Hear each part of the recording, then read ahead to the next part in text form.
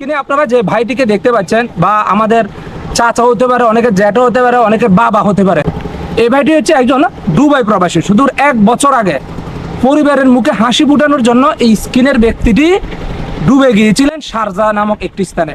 Stroke জনিত কারণে ভাইটি আজ তার মুখ দিয়ে কোনো কিছুই বলতে পারতেছে না, শুধুমাত্র উনার এলাকার নাম, উনার নামটা শুধু জানে। আপনারা অনেকে প্রশ্ন করবেন, ভাই উনার বাড়ি কোথায়?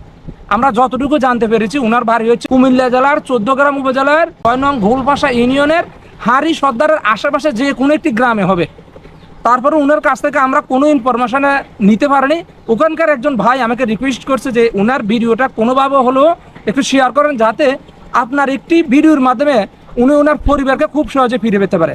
তো যারা হারি সর্দারের ভিউয়ার্স রয়েছেন, যারা 14 গ্রামের ভিউয়ার্স রয়েছেন, তারা চেষ্টা করবেন এই ভিডিওটি বেশি করে শেয়ার করতে। আপনাদের একটি মাত্র শেয়ার এই ভাইটিকে তার পরিবার খুব সহজে খুঁজে পেতে পারে।